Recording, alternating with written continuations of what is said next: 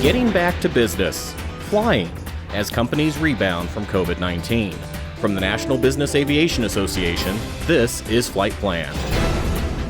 I'm Rob Finfrock with your trusted source for business aviation news. We've all grown accustomed over these past several months to conducting business virtually in lieu of meeting with employees, clients, and potential customers face-to-face. In fact, this so-called new normal has become so routine that one might understandably question the need for in-person gatherings, even after this crisis finally passes. So where does that leave business aviation, an entire industry built around enabling and prioritizing such face-to-face contact? Well, to hear Brad Pierce tell it, business aviation provides him with a significant advantage in the market that simply can't be replicated through a Zoom meeting. I have encouraged my competitors for a long time now that is the way to go. Do not show up. Just use text, use Zoom, use everything, and we will show up and get the business while you do all that stuff. Because you show up, we get business. It literally, the wheels of the airplane touch that runway and the cash register rings. It happens nearly every time. Brad is president of Restaurant Equipment World in Orlando, Florida, and as he said, his Cirrus SR-22 gives him a valuable edge over his competition. I'm also pleased to welcome two other single-pilot operators to this discussion, who, like Brad, have continued flying throughout the crisis in support of their companies. We'll begin with Chip Gentry, co-founder of the Call and Gentry Law Group in Jefferson City, Missouri. Chip, why is the Piper Saratoga 2 that you fly so important to your law firm? As all of us in aviation know, and anyone that just travels for any particular purpose, when you can make the world a smaller place and you can knock down boundaries and get from point A to point B efficiently, where time is literally not just money, but values to clients.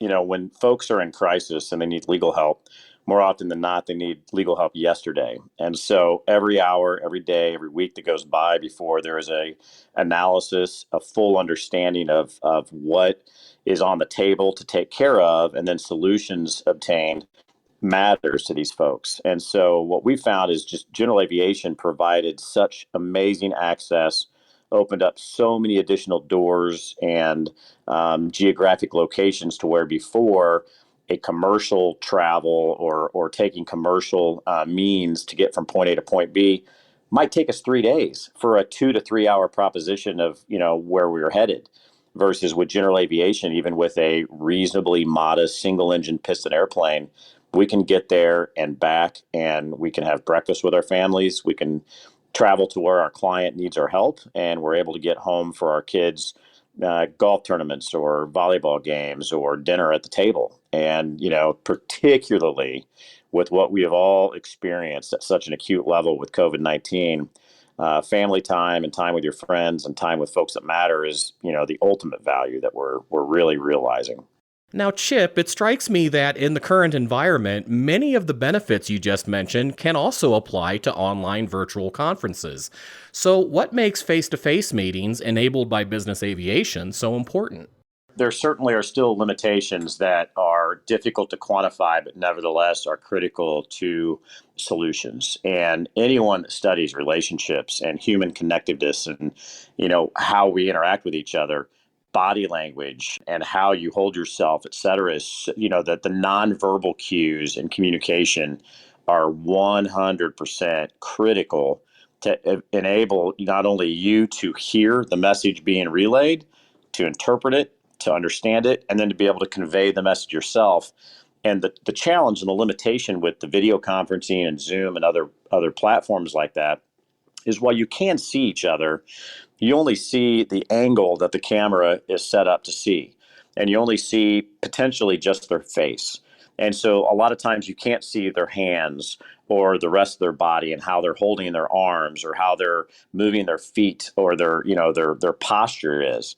And all of those nonverbal cues are critical, particularly with what we do and doing trial work and dealing with sometimes really uncomfortable facts and uncomfortable relationships between people. We're looking for solutions. And if you don't have all of your tools available, the ability for us to do our job efficiently, accurately, and as successfully as possible is eroded. So in the days of COVID, if it wasn't for general aviation, to where we couldn't get from point A to point B, to have a few of those face-to-face meetings. And again, even with appropriate social distancing, even with mask, not having those nonverbal cues in front of you makes it much harder to do our job. Scott DeLuise flies a single-engine piston aircraft in support of his businesses, Adjusters International and Matrix Business Consulting in Broomfield, Colorado. Scott, I understand you've been using your Cessna P210 Centurion more than ever in this environment to visit your clients throughout the Midwest. Yeah, that's exactly right. Our team members usually fly commercial, but we can't do that now, and I'm flying them to their destinations in our plane. So our airplane usage has actually gone up since then, and it's crazy. I tried to fly commercial air service to a small town in South Dakota, and what a nightmare. I'm never going to do that again. I could have much more easily flown my plane, spent a couple $100 more than it cost me to fly commercial, and not had the hassles.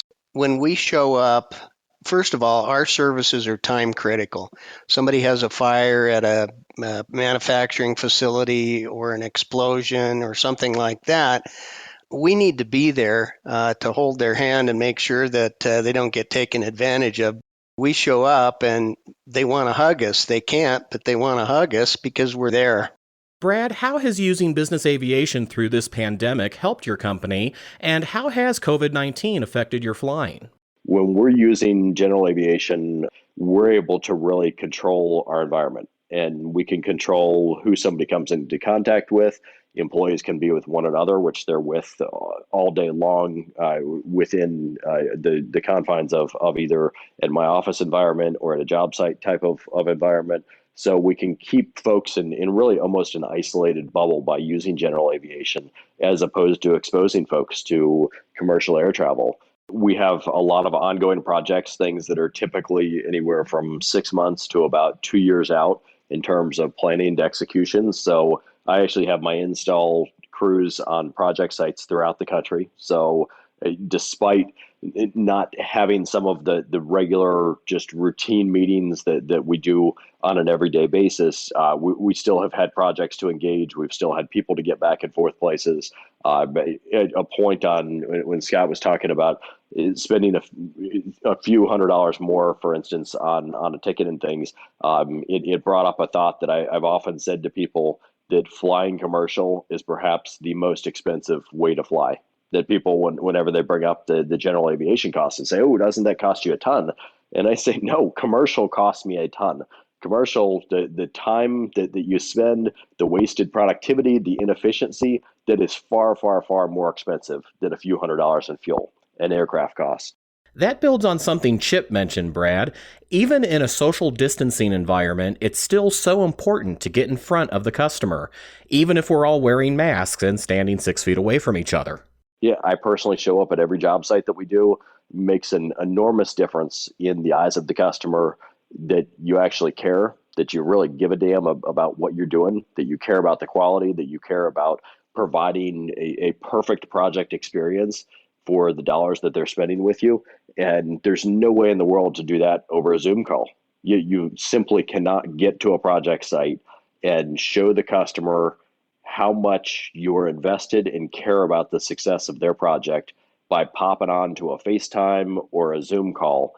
Being there in person is the only way to effectively communicate that and really demonstrate it with your actions. Has that been your experience as well, Chip? Absolutely. We were just asked as recently as this week when we were being vetted by some clients that needed our help. And they, of course, asked the appropriate questions you would in business. No business, particularly now with budgets being strapped, cash being king, PPP loans, being exhausted, et cetera, revenue being down across the board in a lot of different industries. They have to make sure they're not just spending money for the sake of spending money. And so we're certainly not the cheapest firm to hire, but it's because we bring certain talents and skill sets and assets to the table that our competitors are unable to do.